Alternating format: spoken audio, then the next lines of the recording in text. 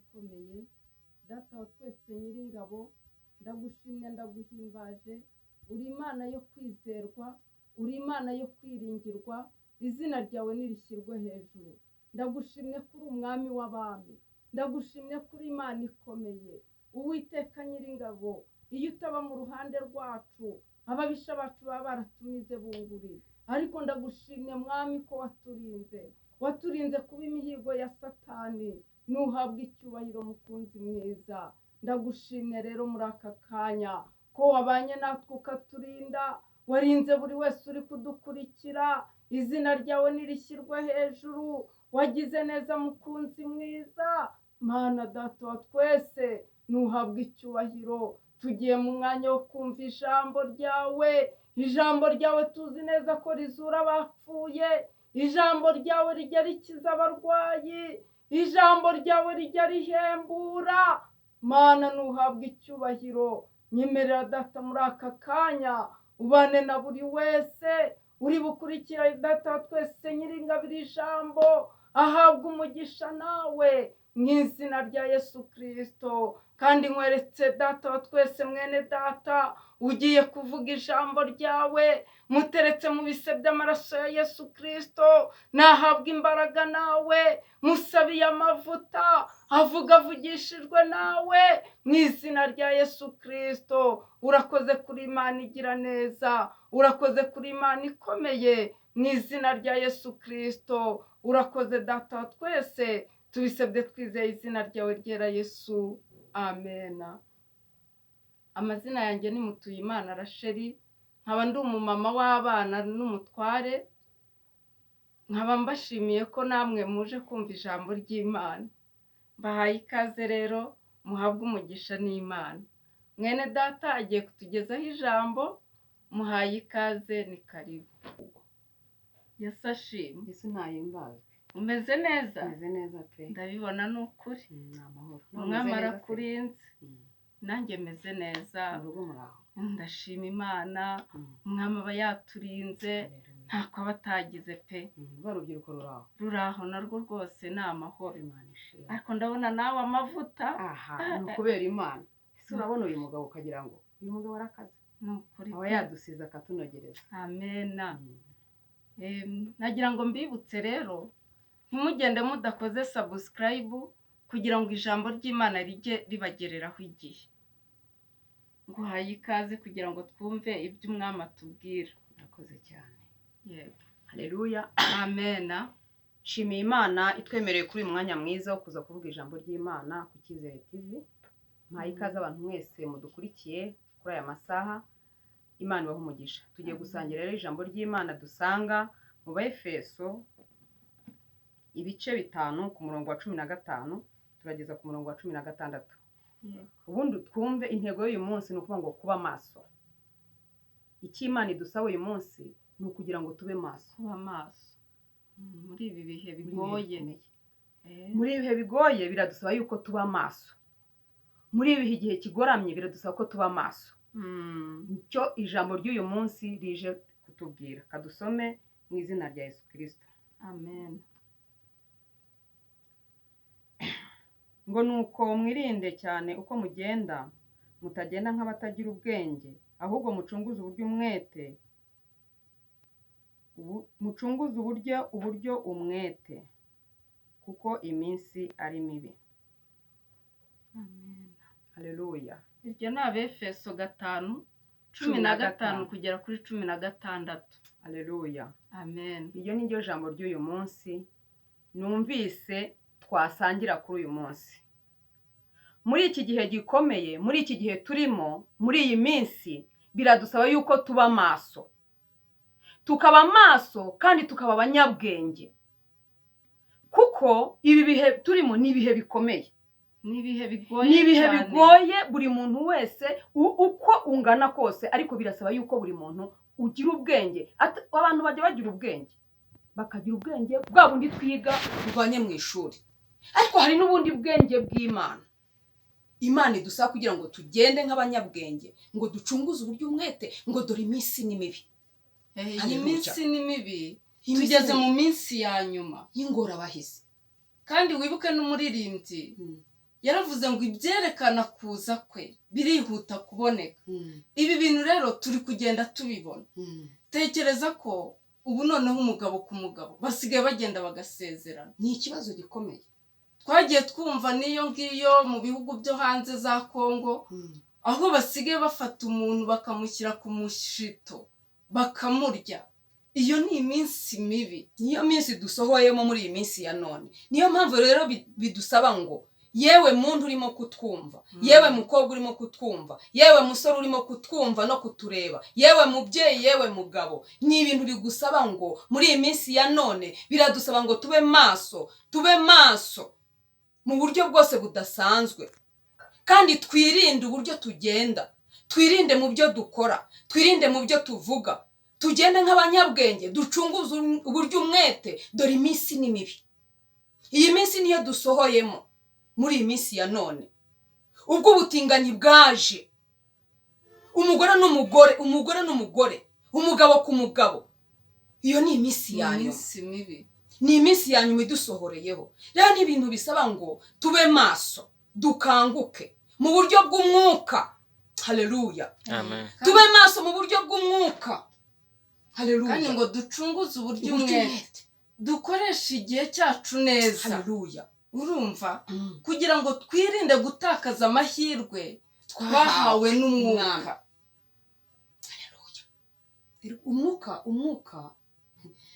Haleluya, Amen. burya umwuka wera rero umwuka nawo ni ingenzi, Kuko niwe utuyobora mu byo tugomba gukora. ubundi umwuka wera atanatuyoboye twatana, ariko kuko umwuka wera ajya atuyobora, niyo mpamvu tugendera mu nzira Uwiteka ashaka. Ubundi ijambo ryaravuze ngo ahantu hatari umwuka wera Abantu bigira ibyigenge, bakora ibyo bashaka, bavuga uko bashaka, barirarira cyane, ugasanga barakora ibintu nyine bihabanye n'iby'umwuka, iby'umwuka ashaka. Kandi wibuke ko buriya iby'umwuka ashaka ntabwo ari byo kamere nayo irarikira. ni ibintu birahabanye. Niyo mpamvu rero tugomba kugenda nk'abanyabwenge, tugacunguza uburyo umwe muri ibi, tutivangavanga, tutishushanya, tudakora ibyaha. Dore ko muri iyi minsi rero abantu basigaye bagotomera ibyaha nk'abagotomera amazi, ariko Imana yo mu ijuru idufashe kandi turengere. Iryo jambo rero numvaga uyu munsi ari ryo ryadufasha, numvaga ari ryo ridufasha kuba maso, kuko iyo umuntu abaye maso ntatungurwa. Wari ubizi? Ntabwo ajya atungurwa iyo uri maso. Uribuka ba bakobwa ariko 5 ngo bari abapfu, n'abandi 5 ari abanyabwenge. Yesu yagiye kuza, agiye kuza asanga babandi b'abapfu barahunikiye, ahubwo Yesu aje bibuka ko amatabaza yabo nta mavuta arimo, bumva ko nta tuvuta twibereyemo, ariko babaye maso. Umukwe araza atwara umugeni, babandi basigara bakanuye bibaza ibibaye, barirukanse bajya gushaka amavuta, baje basanga umukwe yakinze. Niyo mpamvu rero nifuza yuko bene data, nshuti, bavandimwe, ndumva nifuza muri iyi minsi ko tuba maso, tugakanguka mu buryo bwose, tugacunguza uburyo umwete, kuko iminsi ari mibi. Amazi ntabwo ari yayandi. Haleluya, amazi ntabwo ari yayandi. Wari ubizi?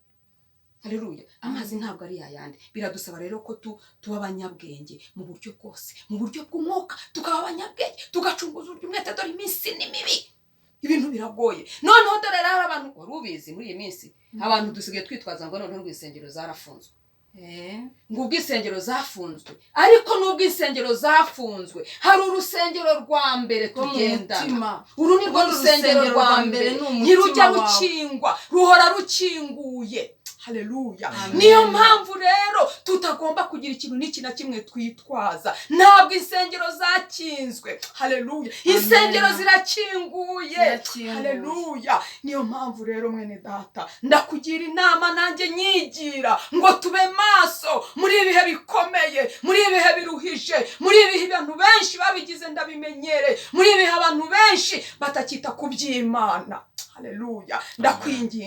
Ndakwinginga nshuti y'umusaraba, kugira ngo tube maso muri uru rugendo, tube maso, dufatanye uru rugendo, dusindagizanye mu izina rya Yesu, dusindagizanye muri iyi minsi, kandi nzi neza ko tuzagerayo amahoro. Imana ishimwe, bahe ijambo ry'Imana riryo uyu munsi numvaga riri ku mutima wanjye, numvaga nshaka kubafashisha, namwe ribafashe kandi ribabere inkomezi muri uru rugendo, tuba abanyabwenge, tuba ab'umumaro mu gihe gisa nk'iki. Yewe mwene data urimo kutwumva, icyatumye usigara ni ukugira ngo utunganye ibyasigaye bidatunganije. Haleluya. nicyo cyatumye wowe usigara, n'uri kutwumva nicyo cyatumye asigara, kuko hari ibyari bidatunganije Imana igira ngo abanze atungane. Ubwo rero biradusaba kuba maso muri ibi bihe bigoye, ibihe Pawulo yavuze ngo abantu benshi bazaba bikunda, ngo abantu benshi bazaba birarira. Iyi ni ya minsi mibi dusohoyemo, ngo abantu bazaba bakunda impiya. Ni ukuri nta n'urukundo rukibaho, reka nkubwire mwene data, ntarwo. Ariko dushima Imana kubwira ijambo. Amen. Iri jambo risohoye mu matwi yacu. Imana Mwakire neza ijambo ry'Imana. dushimiye Imana yacu nishimwe, n'iryo jambo twumvaga riri ku mitima yacu, namwe rigende ribagereho, ribakore ku mitima. Data wa twese nyiringabo, uri mwiza Yesu, uri Imana ishobora byose, uri umujyanama mwiza, uri Imana ikomeye, urahambaye, uri igitangaza. Mana, icyubahiro n'ikibi cyawe, ubereye gupfukamirwa no gutambirwa, turagushimye kubwira ijambo, ubereye kuririmbirwa Yesu. Uwiteka we, turakunezerewe, turagushimiye kubwaya waravuze ngo abahura bacyaha, ndagushimiye kubwira ijambo, turagushimiye kutwibukije kuba maso, ndagushimiye kutwibukije ko tugomba gukorana umwete, kuko iminsi ari mibi. Ahari Uwiteka we wadutungura, ariko turagushimye kuba utwibukije. Mana, izina ryawe rishyirwe hejuru. Turakunezerewe mukunzi mwiza, turakunezerewe kuko uri Imana ikomeye. Mana, icyubahiro n'ikibi cyawe, nyemerera Uwiteka uri kutwumva ku Cyizere TV, ngusaba kugira ngo buri wese umushoboze kuba maso, umushobozi Uwiteka. Erega nta wundi uduha imbaraga atari wowe, ntacyo twakwishoboza mu kwimbaraga, ariko niyo mpamvu tukwinginze kugira ngo udushoboze, uduhe kugenda nk'uko wifuza, mu izina rya Yesu Kristo.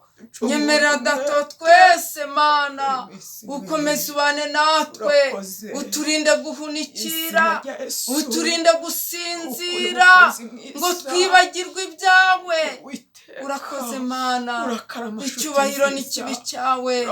Nyemerera Data mukunzi mwiza, ugenda ukiza abarwayi mu izina rya Yesu Kristo, abafite ibyifuzo bitandukanye, nyemerera Data twese ubasubize mu izina rya Yesu Kristo.